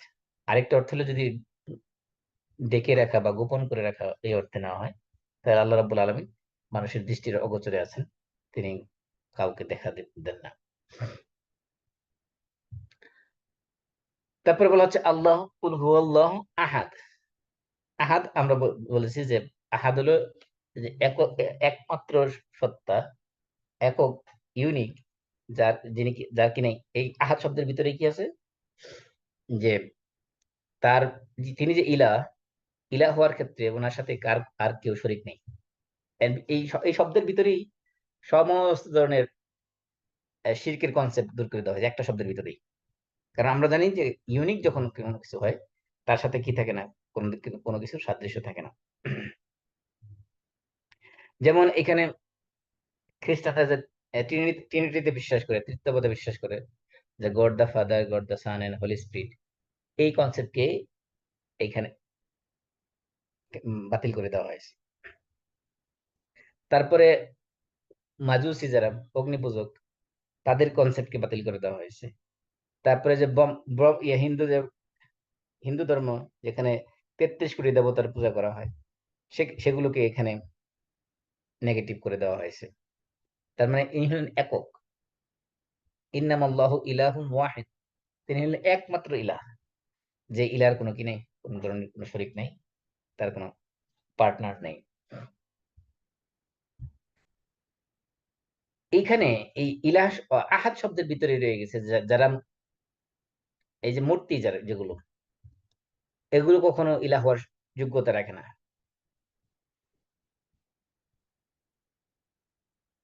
কারণ হলো কি, কারণ এ আল্লাহ তাআলা যেহেতু ইনি এক এক এবং একক, সুতরাং তার সাদৃশ্য যেটা শেষ আয়াতে আসবে যে ওয়ালাম ইয়াকুল লাহু কুফুয়ান আহাদ। একক হওয়ার মানেই হলো তার সাথে কোনো সাদৃশ্য নেই। তারপরে বলা হচ্ছে যে আবার আল্লাহুস সামাদ, এখানে আল্লাহ শব্দ আবার রিপিট করা হচ্ছে। এখন আমরা জানি যে সাধারণত গ্রামাটিক্যালি যখন আমরা কোনো বিষয় নিয়ে আলোচনা করি, একটা নাম একটা নেম যখন একবার উল্লেখ করা হয়, পরবর্তীতে আর সেম নেম কি করে না, রিপিট করা হয় না। ওটা কি করা হয়, প্রোনাউন ইউজ করা হয়। কিন্তু এখানে এই সূরার মধ্যে দেখেন ব্যতিক্রম, এখানে আল্লাহ রাব্বুল আলামিন আবার রিপিট করতেছেন। আগের আয়াতে বলছে আল্লাহু আহাদ, এরপরে আয়াতে বলছে আল্লাহুস সামাদ। আবার আল্লাহ শব্দ এখানে রিপিট করেছেন। এই রিপিট করার মানে কি? প্রথমে আসি আমরা সামাদ শব্দের অর্থ কি। সামাদ, এটা লিটারাল মিনিং হলো সাইয়্যিদ। একটা মিনিং হলো সাইয়্যিদ মানে লিডার, আরেকটা মিনিং হলো সামাদের হলো কাসদ, মানে যাকে উদ্দেশ্য করা হয় কোনো কিছু। অর্থাৎ সাইয়্যিদ আল্লাযী ইয়াসমুদু ইলাইহি ফিল আমর, যে সামাদ বলা হয় এমন লিডার যার কাছে সমস্ত ধরনের সমস্যার সমাধানের জন্য যার কাছে মানুষ যায়। এটা লিটারাল মিনিং, তাকে বলা হয় সামাদ। অর্থাৎ মানুষ বিপদে আপদে পড়লে, সমস্যায় পড়লে, বিভিন্ন জটিলতায় পড়লে যার কাছে সমাধান খোঁজার জন্য যায়, এটা লিটারাল মিনিং, তাকে বলা হয় সামাদ। অর্থাৎ as-সাইয়্যিদ আল্লাযী ইয়াসমুদু ইলাইহি ফিল আমর। সামাদের আরেকটা অর্থ হলো, সামাদ মানে হলো কাসদ, মানে কাউকে উদ্দেশ্য করা, কাউকে উদ্দেশ্য করা এই অর্থে। তাহলে আমরা সামাদ অর্থ সাইয়্যিদ নেই বা কাসদ যেটাই নেই, তার মানে হলো আল্লাহ রাব্বুল আলামিন হলেন এমন এক সত্তা যাকে মানুষ উদ্দেশ্য করে, যাকে মানুষ টার্গেট করে, যাকে মানুষ, যার দিকে মানুষ ধাবিত হয়, যার দিকে মানুষ ফিরে যায় সব ধরনের সমস্যা সমাধানের জন্য, সবকিছু চাওয়ার জন্য, সবকিছু পাওয়ার জন্য, সবকিছু সমস্ত অনিষ্ট থেকে খারাপি থেকে মুক্ত থাকার জন্য। অর্থাৎ আমরা এটাকে সহজ বাংলা এটাকে বলি যে তিনি হলেন অমুখাপেক্ষী। অমুখাপেক্ষী মানে কি, কারো কাছে তার কোনো প্রয়োজন হয় না, সবাই তার কাছে মহতাজ, তার তার কাছে সবার প্রয়োজন আছে, তার কারো কাছে কোনো প্রয়োজন নাই। এখানে দেখেন, এই যে হিন্দুদের যে কনসেপ্ট, হিন্দুরা মনে করে কি যে আল্লাহ ভগবান একজন আছে, আল্লাহ যে একজন আছে এটা তারাও বিশ্বাস করে, হিন্দুরাও বিশ্বাস করে। কিন্তু তারা মনে করে কি, তারা মনে করে যে এই যে দুনিয়ার যে সিস্টেম, মনে করেন একটা দেশে যেরকম প্রাইম মিনিস্টার থাকে, সেখানে তার তাকে এই রাষ্ট্র পরিচালনা করার জন্য যেরকম তার মন্ত্রী পরিষদ থাকে, তার এমপিরা থাকে, তার এরকম এক একটা মন্ত্রণালয় দেখার জন্য যেরকম এক একটা মন্ত্রণালয় থাকে আলাদা আলাদা, এক একটা মন্ত্রণালয় আবার এক একজন মন্ত্রী থাকে। তা হিন্দুরা বিশ্বাস করে কি যে আল্লাহ রাব্বুল আলামিন এই যে গোটা বিশ্ব জাহান পরিচালনা করেন, আল্লাহ একজন আছেন, ভগবান একজন আছেন, কিন্তু এই ভগবানের বিভিন্ন বিষয় বিশ্ব দেখাশোনা করার জন্য এক একটা সেক্টর দেখার জন্য এক একজন করে তারা তাদের আল্লাহর হেল্পার লাগে, নাউজুবিল্লাহ। এবং সেজন্য তারা এক একটার জন্য এক একটাকে পূজা করতে থাকে। যেমন তারা নলেজের জন্য একজনের পূজা করে, রিজিকের জন্য একজনের পূজা করে, সন্তানের জন্য একজনের পূজা করে, 33 কোটি দেবতার তারা পূজা করে থাকে, মনে করে যে এগুলো আল্লাহ সব সব সহায়ক, নাউজুবিল্লাহ। তাহলে সমাদ মানে হলো যে তিনি সমস্ত প্রয়োজনে যার কাছে মানুষ ধাবিত হয়, তিনি হলেন সমাদ। মানুষ না শুধু, সমস্ত সৃষ্টি, সমস্ত সৃষ্টি তাদের সমস্ত প্রয়োজনে যার দিকে মুহতাজ, যার দিকে মানুষ ধাবিত হয় সবাই, যার দিকে যার কাছে ধর্ণা দেয়, যার আশ্রয় সাহায্য পাওয়ার জন্য সবাই উন্মুখ হয়ে থাকে, তিনি হলেন সমাদ। এইখানে সমাদ হলো আল্লাহ রাব্বুল আলামিনের যে সকল আসমাউল্লাহিল হুসনা, আল্লাহ তাআলা যে বিউটিফুল নেমস যেগুলো আছে, অ্যাট্রিবিউট যেগুলো আছে, তার মধ্যে অন্যতম একটা নাম হলো as-সামাদ। তাহলে সামাদের মানে হলো যে সমস্ত সৃষ্টি জগৎ তার দিকে মুহতাজ, তার কাছে, তার আল্লাহর কাছে প্রয়োজন আছে, কিন্তু কোন সৃষ্টির কাছেই আল্লাহর কোনো প্রয়োজন নেই। এটা হলো সামাদের একবার ফ্রেশ মিনিং। তাই এর মধ্যে এই সমা শব্দের ভিতরে আল্লাহ রাব্বুল আলামিনকে, আল্লাহ রাব্বুল আলামিন সত্তাকে একেবারে পরিপূর্ণ সত্তা হিসেবে, কামালের যত ধরনের গুণ আছে সব এই শব্দের ভিতরে আছে।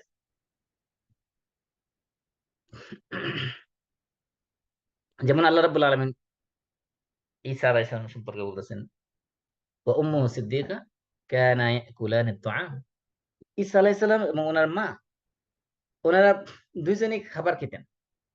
তাহলে যার খাবার খেতে হয়, খাবারের দিকে যে মুহতাজ, হ্যাঁ, আবার খাবার খেলে তো অবশ্যই তার মানে তার ওয়াশরুমও করতে হবে। তাহলে যেগুলো, যার খাবারের মুহতাজ যে হয়, যার ওয়াশরুমের প্রয়োজন হয়, সে তো কখনো ইলা হতে পারে না। মানে ঈসা আলাইসাল্লাম যে ইলা নয়, যে খ্রিস্টানরা যে বিশ্বাস করে, তাদের এই বিশ্বাস যে ভ্রান্ত বিশ্বাস আকীদা, অথবা ইহুদিরা যে বিশ্বাস করে ওজাইর ইবনুল্লাহ, ওজাইর আল্লাহর ছেলে, নাউজুবিল্লাহ, তাদের যে বিশ্বাস ভ্রান্ত বিশ্বাস, এই সমাজ শব্দের ভিতরেই এর এটা রয়ে গেছে। আরেকটা হলো আল্লাহুস সামাদ। দেখেন এখানে কুল হুয়াল্লাহু আহাদ, আল্লাহ, আল্লাহ আহাদ, আহাদের মধ্যে কিন্তু আলিফ লাম নাই। কিন্তু আস-সামাদ, আল্লাহুস সামাদ, সামাদের ভিতরে কি আছে? সামাদের ভিতরে কিন্তু আলিফ লাম আছে। তাহলে এখানে আহাদের ভিতরে আলিফ লাম নাই, সামাদের ভিতরে আলিফ লাম আছে, এইটা কেন? অথবা এই সামাদের ভিতরে যে আলিফ লাম আছে, এটার ফজিলতটা কি? সামাদের ভিতরে আলিফ লাম কেন নেওয়া হয়েছে? এই আরবি গ্রামার যদি আপনারা স্টাডি করেন তাহলে দেখবেন যে, যেমন আমরা যদি বলি জায়দুন তালিবুন, জায়দুন একজন ছাত্র, তাহলে জায়দুন তালিবুন, তলেবের মধ্যে কিন্তু আলিফ লাম নাই। অর্থাৎ যখন আমরা খবরের মধ্যে সাধারণত কি হয় না, আলিফ লাম আসে না। খবর সাধারণত কি হয়, নাকেরা হয়। মুক্তাদা সাধারণত মারেফা। যে এই জন্য আরবি গ্রামারে বলা হয় যে আস্তুল মুক্তাদা আইয়াকুনা মারেফা, আস্তুল খবর আইয়াকুনা নাকেরা। যে মুক্তাদার আসল হলো এটা, এটা মারেফা হবে, ডেফিনেট হবে। আর খবরের আসল হলো এটা নাকেরা হবে। কিন্তু এখানে দেখেন আল্লাহু সামাদ এর ভিতরে কিন্তু এই মুস্তাদটাকে, এটাকে মারেফা নেওয়া হয়েছে, অর্থাৎ এটা ডেফিনেট করে দেওয়া হয়েছে আলিফ লাম দিয়ে। এটার মানেটা কি? এটাকে বলা হয় যে, এটাকে বলে সিগাতুল কসর। কসর মানে কি? কসর করা হয় মানে হলো কোন একটা মিনিং কে কনফাইন করে দেওয়া, যে এর বাইরে আর যাবে না। তাহলে এই যে সমাদিয়া যে গুণটা, অর্থাৎ সমাদের যে মিনিংটা, এই মিনিংটা শুধুমাত্র একমাত্র কেবলমাত্র আল্লাহ রাব্বুল আলামিনের মধ্যে আছে, অন্য কারোর মধ্যে নেই। অর্থাৎ সমস্ত সৃষ্টি একটা সত্তার কাছে ফিরে যাবে সমস্ত প্রয়োজন মেটানোর জন্য। এই গুণটা একমাত্র কেবলমাত্র শুধুমাত্র আল্লাহ রাব্বুল আলামিনের মধ্যে বিদ্যমান, অন্য কারোর মধ্যে নাই। এই যে এই গুণটাকে কনফাইন করে দেওয়া হয়েছে আল্লাহর মধ্যে, এই জন্য এখানে আলিফ লাম নেওয়া হয়েছে অতিরিক্ত। এই আলিফ লামকে বলা হয়, এটাকে গ্রামারের পরিভাষা বলা হয় সিফাতু কাসরিন, মানে এটাকে কসর বলা হয়। এই কসর করার অনেকগুলো সিস্টেম আছে, যেমন আমরা আগে বলেছিলাম যে কসরের একটা হলো ইন্নামা দিয়ে কসর করা হয়, কখনো দুইটা নেগেটিভ দিয়ে পজিটিভ বোঝানোর জন্য কসর করা হয়।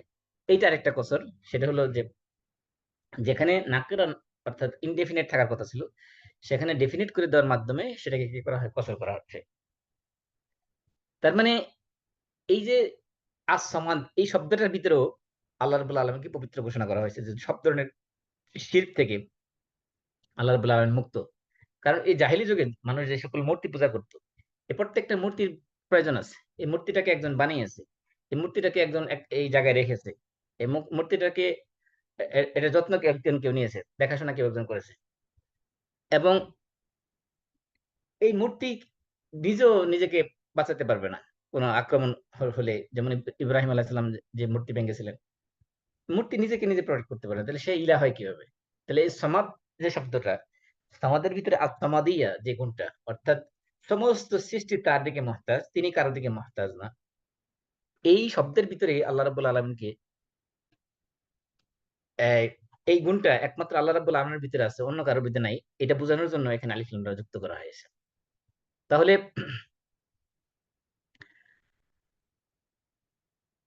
এই যে আহ সমাদ, যদিও, তাহলে সমাদের ভিতরে আলিফ লাম কেন আসলো? এটা আরেকটা কারণ। এক নম্বর হলো যে এটা কসর করা হয়েছে। আরেকটা কারণ কি?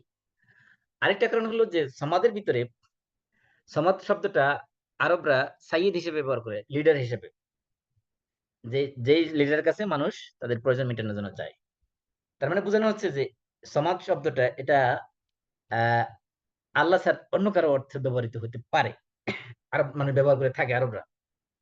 সেই জন্য আল্লাহ রাব্বুল আলামিন এখানে আলিফ লাম দিয়ে, এই সমাজ শব্দের মধ্যে আলিফ লাম দিয়ে এটাকে মারিফা করে দেওয়ার মাধ্যমে বোঝানো হচ্ছে যে এই যে আস-সামাদ যিনি, ইনি একমাত্র কামালুস সামাদিয়া, মুস্তাহিক মুস্তাহিক লি কামালিস সামাদিয়া, অর্থাৎ এই সমাদের যে গুণটা এটা একমাত্র আল্লাহ রাব্বুল আলামিনের মধ্যে আছে, আর কারোর মধ্যে নাই।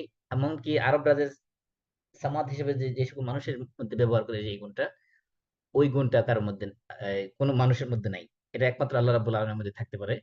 এজন্য আলিফ লামকে, এই আলিফ লামকে বলে আলিফ লাম ইস্তিগরাকুল জিন্স। ইস্তেগরাকুল জিন্স মানে হলো, যেমন আমি যদি বলি জাইদুন হুয়ার রাজুল, জায়দ হলো একমাত্র পুরুষ। তার মানে কি, যে পুরুষ হওয়ার জন্য মানে রাজুল বা পুরুষ হওয়ার জন্য যে সকল গুণ দরকার, সমস্ত ধরনের গুণ তার ভিতরে যদি যখন থাকে তখন বলা হয় জাইদুন হুয়ার রাজুল। ঠিক তেমনি আস-সামাদ যখন বলা হয়, যদি বলা হতো আল্লাহ সামাদ, তাহলে এটার অর্থটা অতটা ব্যাপক অর্থ হতো না। আল্লাহ সামাদ যখন বলা হয়, তাহলে সামাদিয়ার যে যত গুণ আছে এটাকে ইস্তেকরাকুল জিন্সের মাধ্যমে সমস্ত ধরনের গুণের ভিতরে ইনক্লুড করা হয়েছে। যেমন আমরা বলি আলহামদুলিল্লাহি রব্বিল আলামিন, আলহামদু, আলহামদু মানে সকল প্রশংসা। তাহলে এখানে সকল কই থেকে আসছে, যে আলিফ লামের মধ্যে হামদের শুরুতে যে আল নেওয়া হয়েছে আলিফ লাম, এই আলিফ লামটা ছিল আলিফ লামে ইস্তেগরাকি। তাহলে এখানে সামাদের ভিতরে যে আলিফ লাম, এটা একদিক থেকে এটা হলো ইস্তেগরাকুল জিন্স, সমস্ত কিছু এর ভিতরে ইনক্লুড করা হয়েছে। সমস্ত ধরনের অভাব প্রয়োজন, সমস্ত ধরনের সৃষ্টি তার দিকে একমাত্র মহতাজ। এটা হলো একটা।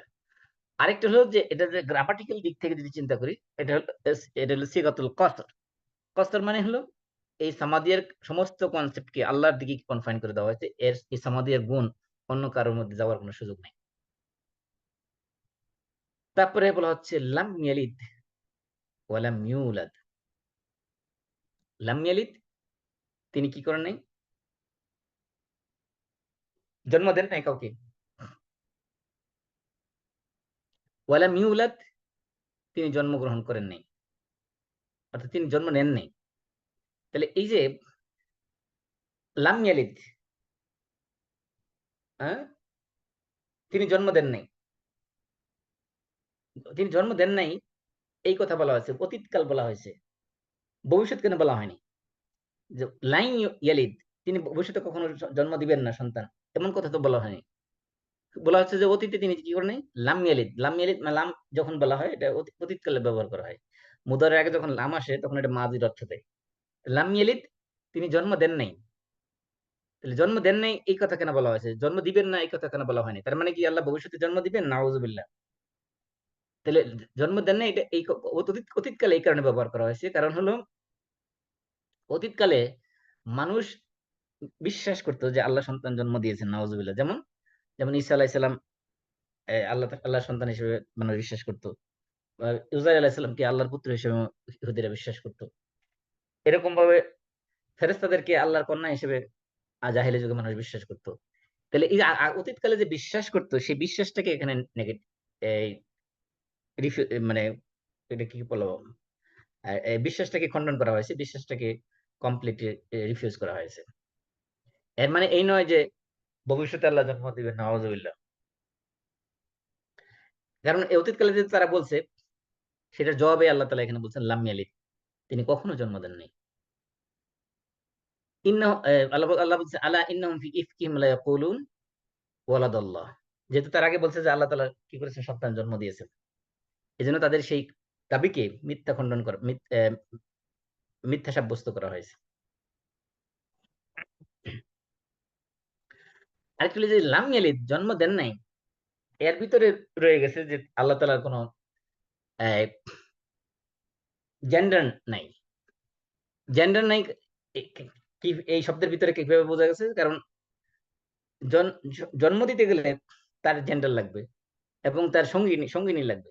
তা আল্লাহ তাআলা সঙ্গিনী থেকে পুত পবিত্র, জেন্ডার থেকে পুত পবিত্র, এবং সমস্ত ধরনের সন্তান থেকে পুত পবিত্র। এই সবগুলো এই এক শব্দের ভিতরে আল্লাহ তাআলা বুঝাই দিয়েছেন। তার মানে আল্লাহ তাআলা মাত্তাখাযা সাহিবা, ওয়ালা ওয়ালাদা, আল্লাহ তাআলা নিজের কোনো সঙ্গিনী নাই, স্ত্রী নাই, কোনো সন্তান নাই। এর তারপর ওয়ালাম ইউলাদ, তাহলে আগে বলা হচ্ছে লাম ইয়ালিদ, তিনি কি করেন না, জন্ম দেন না। ওয়ালাম ইউলাদ, তিনি জন্ম নেন নাই কারো কাছ থেকে, অর্থাৎ ওনার কোনো পিতাও নেই। তাহলে আগে না পিতার কথা আসে, লাম ইউলাদ, তিনি জন্মগ্রহণ করেন নাই, লাম ইয়ালিদ, তিনি জন্ম দেন নাই। তো কোনটা আগে, জন্মগ্রহণ করা আগে নাকি জন্ম দেওয়া আগে? সাধারণত জন্মগ্রহণ করাটা হলো আগের আসার কথা, জন্ম দেওয়া তো পরের কথা। কিন্তু এখানে এই সেন্টেন্সের মধ্যে দেখেন, লাম ইয়ালিদ, তিনি কি করেন নাই, জন্ম দেন নাই। ওয়ালাম ইউলাদ, তিনি জন্ম নেন নাই, জন্মগ্রহণ করেন নাই। তাহলে দেন নাই, এটা আগে আসছে। মূলত সিস্টেমটা কি, সিস্টেম হলো আগে তো মানুষ নিজে আগে জন্ম নেয়, তারপর না জন্ম দেয়। আমরা তো আগে নিজের জন্ম হয়েছি, আমাদের জন্ম হওয়ার পরে না আমরা বিয়ে শাদী করছি, তারপরে আমরা সন্তান জন্ম দিয়েছি। কিন্তু আল্লাহ বলছেন লাম ইয়ালিদ, তিনি জন্ম দেন নাই, ওয়ালাম ইউলাদ, তিনি জন্মগ্রহণ করেন নাই। তার মানে তাহলে এখানে উল্টায় ব্যবহার করা হয়েছে, এর কারণটা কি? কারণ এই জন্ম না দেওয়াটা, এটা হচ্ছে সবচেয়ে গুরুত্বপূর্ণ বিষয়। যেহেতু আল্লাহ রাব্বুল আলামিন জন্ম দিয়েছেন, এই বিষয়টা মানুষ বিশ্বাস করত, এই বিশ্বাসটাকে খণ্ডন করা হয়েছিল এখানে মূল উদ্দেশ্য। যে আল্লাহ রাব্বুল আলামিন কারো পিতা, আহ,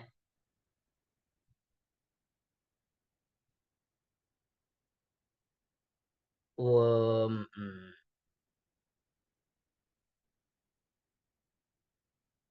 আল্লাহ তাআলা সন্তান জন্ম দিয়েছেন, এই কথা সব বিশ্বাস করতো, যেমন ইহুদিরা খ্রিস্টানরা বিশ্বাস করতো, এবং আরবরা বিশ্বাস করতো, যে যেমন আরব মুশরিকরা বিশ্বাস করতো যে মালাইকা হলো বানাতুল্লাহ, আল্লাহর কন্যা। ইহুদিরা বিশ্বাস করতো ওজাইর আল্লাহর পুত্র। সরি, হ্যাঁ, খ্রিস্টানরা বিশ্বাস করতো যে মাসিহ আল্লাহর পুত্র। এই যেহেতু, কিন্তু কেউ এই কথা বিশ্বাস করতো না যে আল্লাহ রাব্বুল আলামিনের পিতা আছেন। আগের জাতি যারা যারা পেগান যারা ছিল, কেউই বিশ্বাস করতো না এই কথা যে আল্লাহ তাআলার পিতা আছে। সবাই বিশ্বাস করতো কি আল্লাহ নিজের সন্তান আছে, আল্লাহ পিতা আছে এই কথা কেউ বলে নাই। যেহেতু কেউ পিতা আছে এই কথা কেউ বলে নাই, সেজন্য এটার পিতার বিষয়টা পরে আসে। যেহেতু সবাই বিশ্বাস করতো যে আল্লাহ সন্তান জন্ম দিয়েছেন, এই জন্য ঈসা আলাইহিস সালাম আল্লাহর সন্তান বলা হয়েছে, উজাইরকে আল্লাহর সন্তান বলা হয়েছে, ফেরেশতাদেরকে আল্লাহর মেয়ে বানানো হয়েছে।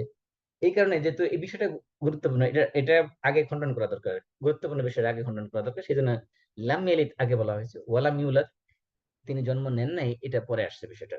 অর্থাৎ তার কোনো পিতা নাই। এই পিতার বিষয়টা যেহেতু মানুষ কখনো বলে নাই আল্লাহর ব্যাপারে, আল্লাহর পিতা আছে এই কথা পৃথিবীর কোনো মুশরিকরাও বলে নাই, এই কারণে এটা বিষয়টা পরে আসছে। যেহেতু এখানে তাহলে পিতার বিষয় যেহেতু কেউ বলে নাই, তাহলে আল্লাহ তাআলা এটা কেন আনছেন? এটা হলো মানুষকে একটু অ্যাডভান্স নলেজ দেওয়ার জন্য। যেমন মনে করেন আল্লাহ রাসূলকে সাহাবায়ে কেরাম প্রশ্ন করেছেন যে সমুদ্রের পানি এটা পাক না নাপাক? তো আল্লাহ রাসূল জবাব দিয়েছেন, ওয়া তাহুরুন মাউহু ওয়া হিল্লু মাইতাতুহু।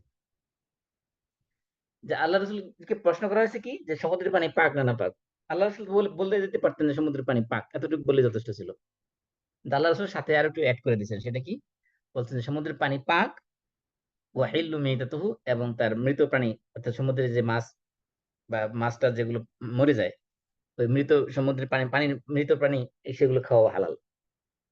তাহলে এই যে সমুদ্রের আহ, মাছ মৃত খাওয়া হালাল, এটা তো তারা প্রশ্নই করে নেই সাহেবরা।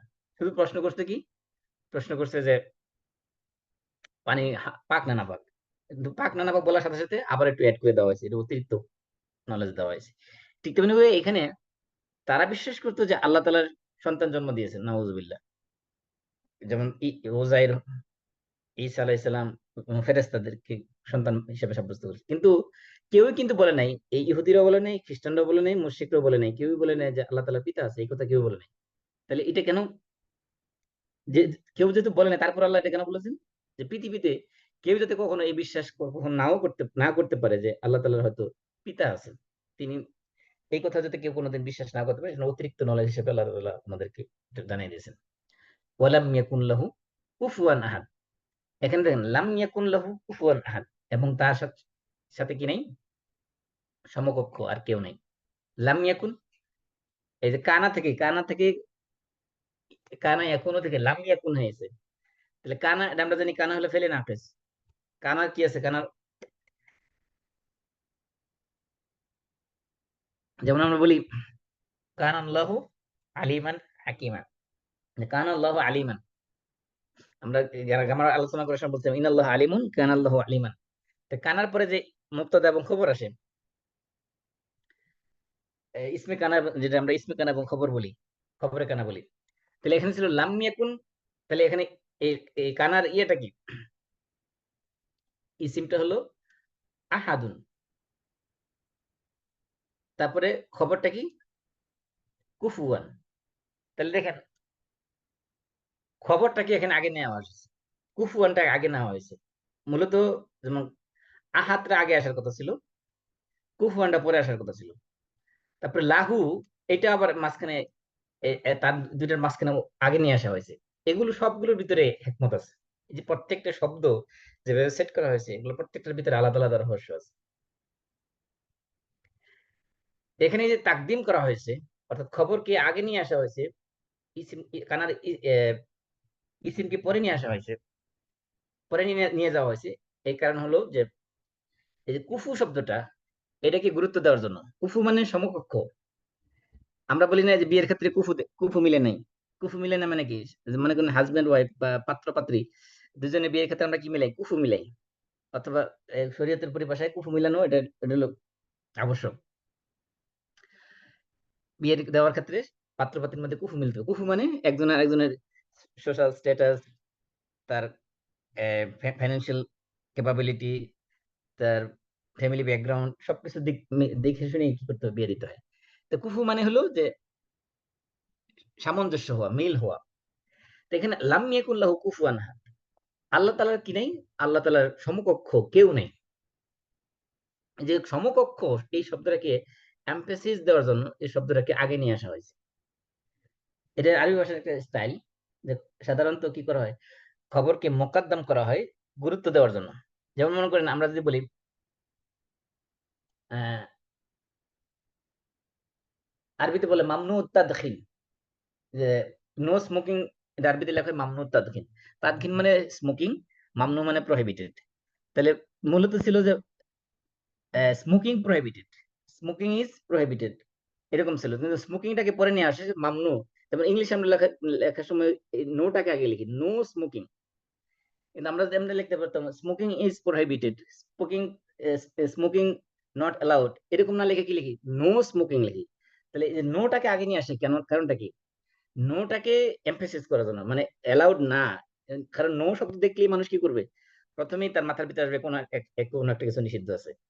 ঠিক তেমনি এখানে আরবি ভাষার একই সিস্টেম। এখানে যখন কোনো খবরকে আগে নিয়ে আসা হয়, তার উদ্দেশ্য হলো যে এখানে একটা গুরুত্বপূর্ণ মেসেজ দেওয়া হচ্ছে, একটা এমফেসিস দেওয়া হচ্ছে একটা বিষয়ের উপরে, সেই জন্য এটাকে আগে নিয়ে আসা গুরুত্বপূর্ণ হয়ে গেছে। এই জন্য কুফুয়ান, আল্লাহ যে সমকক্ষ কেউ নাই, এইটা বোঝানোর জন্য এই শব্দটাকে আগে নেওয়া হয়েছে। তারপরে বলা হয়েছে আহাদ, মানে কেউ। তাহলে আহাদুন মানে, এখানে দেখেন আহাদ শব্দটা দুইবার আছে। একটা হলো আল্লাহ আহাদ, কুল হু আল্লাহ আহাদ, ওই আহাদ আর শেষের যে আহাদ, দুই আহাদ কিন্তু এক না। কুফুয়ান এই আহাদ মানে হলো কেউ। কুফুয়ান আহাদ মানে ওয়ালাম ইয়াকুন লাহু, লাহু মানে তার জন্য, কুফুয়ান মানে সমকক্ষ, আহাদ মানে কেউ। তাহলে দ্বিতীয় আহাদের অর্থ হলো কেউ, মানে আল্লাহ সমকক্ষ কেউ নাই। অর্থাৎ আল্লাহ তাআলার যে যে গুণ সিফাতুল কামাল, এই কামালের দিক থেকে আল্লাহ তাআলার সমকক্ষ আর কেউ নেই। এই যে কারণে এই খবরকে কি করা হয়েছে? এখানে মোকদ্দম করা হয়েছে। তাহলে এই যে এই সূরার মধ্যে আল্লাহ রাব্বুল আলামিনকে পরিপূর্ণ সত্তা হিসেবে যত ধরনের গুণ বর্ণনা করা দরকার, সমস্ত গুণ এই সূরার ভিতরে আল্লাহ তাআলা দিয়ে দিয়েছেন। যেহেতু সমকক্ষ কেউ নাই, এটা কিন্তু একবার আমি শুরুতেই বলেছি যে প্রথম যে আয়াত বলছে আহাদ, আহাদ মানে একেবারে একক সত্তা, ইউনিক সত্তা। এটার ভিতরে বোঝা বোঝা যায় যে যেহেতু জিনিসটা ইউনিক, একক, একমাত্র, অনলি ওয়ান, তার মানে এটার সমকক্ষ আর কেউ, কাছে কেউ দাঁড়াতে পারবে না। এটা এর সমকক্ষ আর কেউ কোনো কিছু থাকবে না, এটাই স্বাভাবিক। এই কথাটাই আহাদের, এই কনসেপ্টে আবার এমফেসিস দেওয়া আছে শেষে এসে, যে তার সমকক্ষ আর কেউ নেই। আল্লাহ তাআলার যে গুণ, আল্লাহ তাআলা যে সত্তা হিসেবে ওনার যে সকল গুণ আছে এই গুণের সমকক্ষ তার দ্বারের কাছে যাওয়ার মতো কোনো পৃথিবীতে কোনো কেউ নাই। আহাদ মানে কেউ নাই, কোনো কিচ্ছু নেই। এই সূরাটা যদি পুরোপুরি আল্লাহ রাব্বুল আলামিনকে পরিচয় দেওয়ার জন্য একেবারে কনসাইজ, একেবারে সামারি আকারে পুরা কোরআনের মধ্যে এর চেয়ে চমৎকার কোন সূরা আর নাই, যে আল্লাহ তাআলাকে এত সুন্দরভাবে আল্লাহ তাআলার যত গুণ আছে সমস্ত গুণকে একেবারে প্রেসারাইজ করে সামারি করে একটা সূরার মধ্যে দিয়ে দেওয়া হয়েছে। তাওহীদ। আর আমরা জানি ইসলামী ইসলামের মৌলিক বিষয় হলো তিনটা: তাওহীদ, রিসালাত এবং আখিরাত।